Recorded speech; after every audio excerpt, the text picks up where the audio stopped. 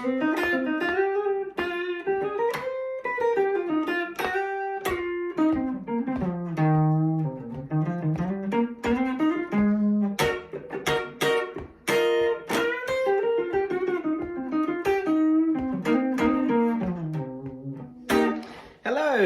just a little freestyle jam there on our song for today's video. I'm going to check out Thrill Is Gone, obviously by B.B. King.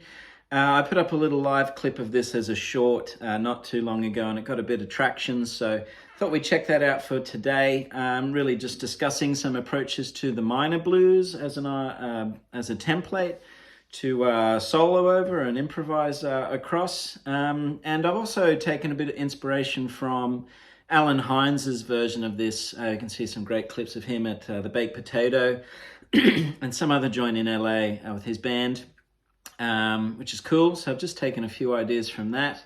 And also Since I've Been Loving You from Led Zeppelin, which is kind of my favorite minor blues ever. Yeah, so I kind of quote that a little bit as well in the solo and in the intro, etc. So I'll just talk through some of those ideas and jump into it. I guess with the 12-bar blues, you can look at that sort of template as an idea. So just following along that from start to finish, round and round for as long as you like.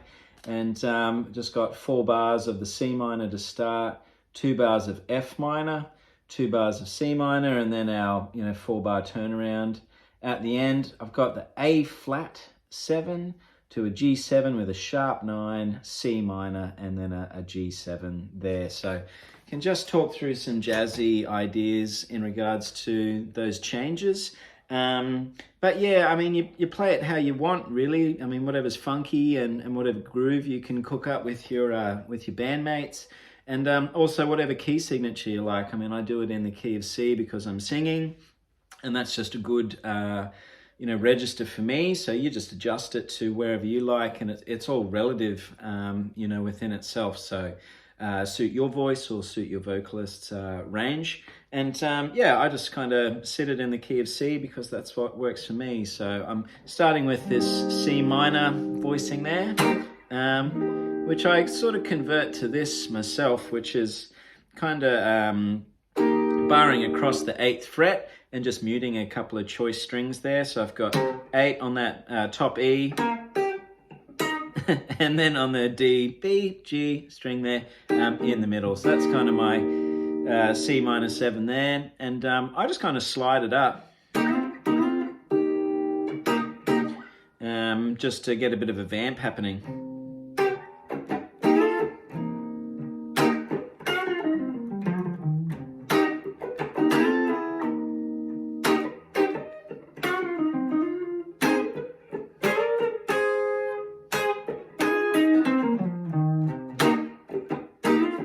So there's to the F minor, and then I'm in the last 4 bars there. So that's my A flat 7 to G7 sharp 9 Hendrix chord. Or I kind of like playing it in that way. So I've got a little voice leading connection between the A flat 9. Really, I'll play it as, and then I'll leave that E flat up top for that voicing there, which is essentially that G7 sharp 9 chord. Just squashing the pinky down to catch that E flat note up top as well, and then back to the C minor.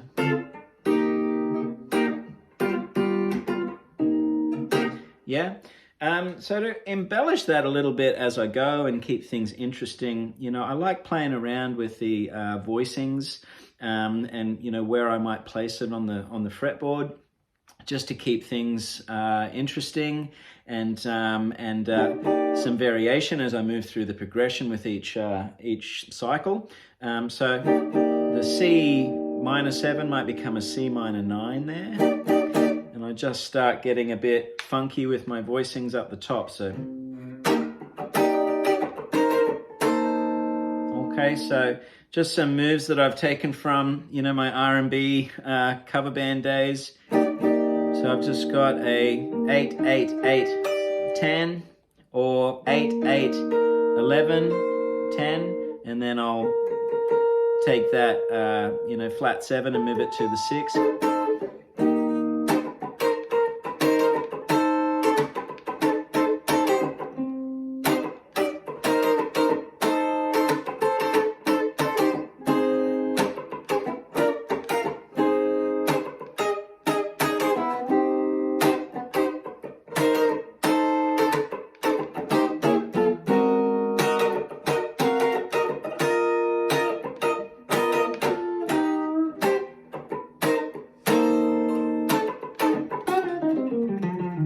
Okay, so just another kind of spin on it. Another thing which you might take from, the Led Zeppelin tune, which is in the key of C, as it turns out. And also Alan Hinds' version is moving down to that position with the C minor 7. And so I've got some other go-to moves that I'll use in that place. I'll kind of take this D shape and just get a little Dorian sort of flavor on it. So as a move, so really just using the bottom 3 strings there of that C minor 7 voicing, which is conveniently like an E flat triad in the D shape. And I'll slide that up to the F and back down. So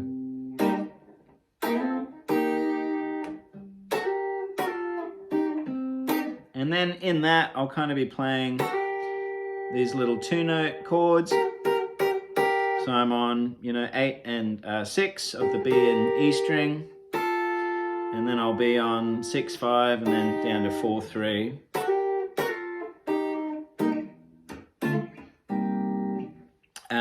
So that's something which I might use at some point. And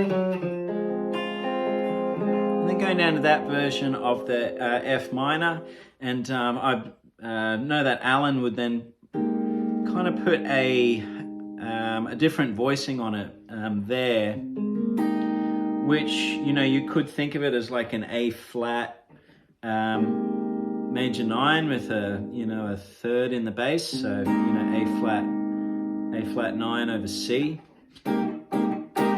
which is really like in a first inversion of the F minor. So, putting that in context against, a bass player who's holding down the root of that chord, you get some really nice color in that sort of voicing there. And another cool idea which I use is also kind of borrowing from the, the Stairway to Heaven, the Latin jazz kind of flavor.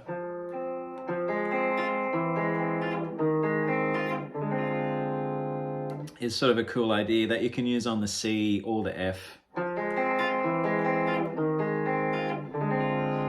And then back to.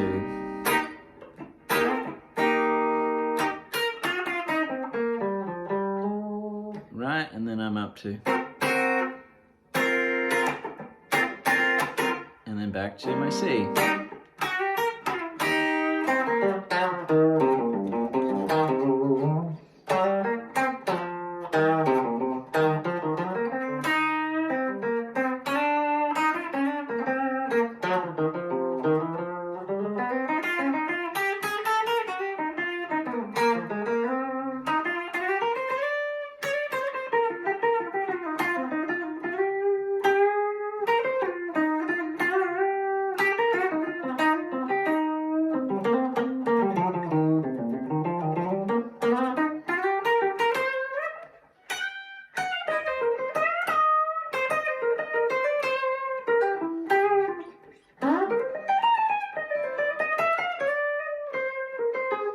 Okay, so just kind of playing around with that as a progression.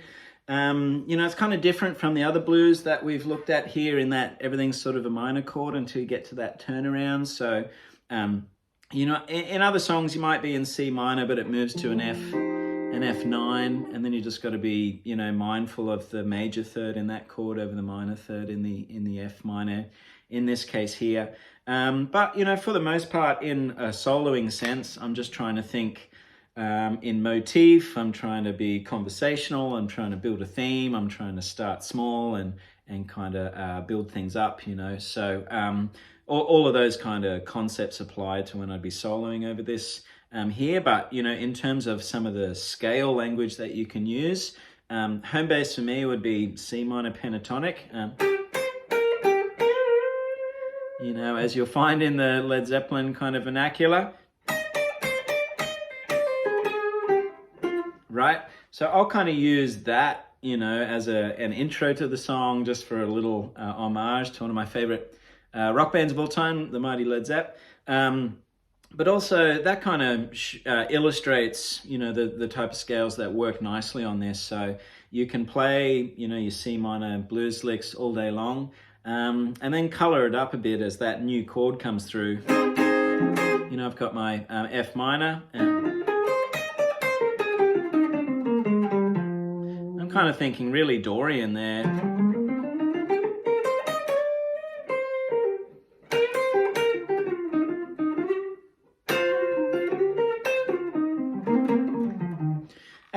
And simply putting like the B flat, the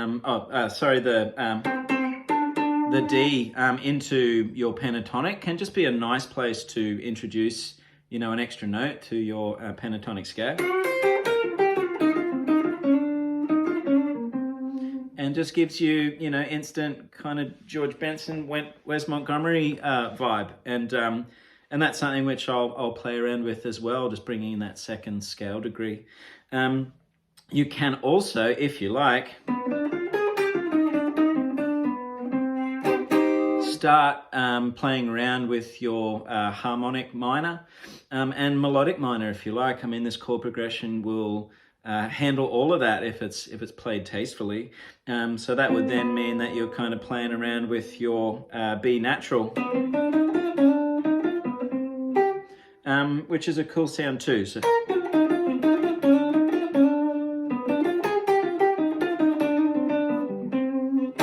And a simple way to kind of get straight to that that flavor is to really think about your G7 arpeggio and superimpose that over the C minor.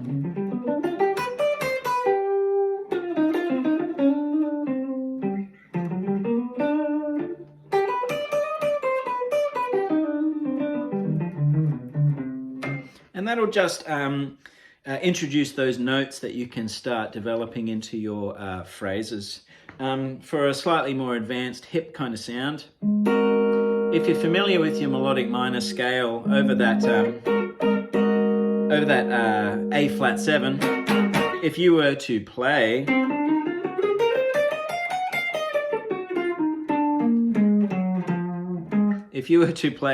E flat melodic minor, then you start getting your Lydian dominant sound.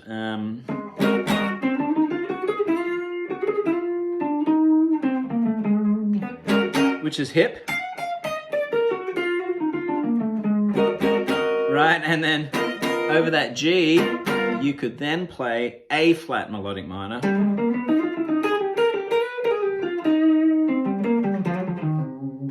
And get your altered scale sound. So here I am over the A flat to the G7 there, and that's where I'm playing A flat.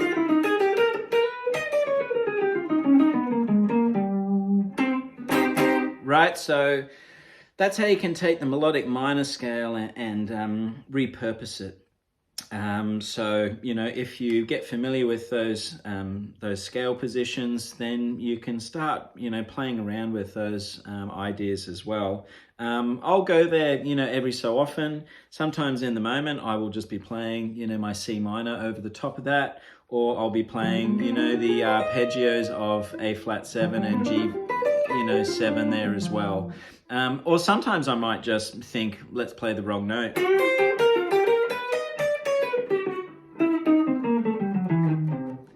And just try and stick the landing, you know, so.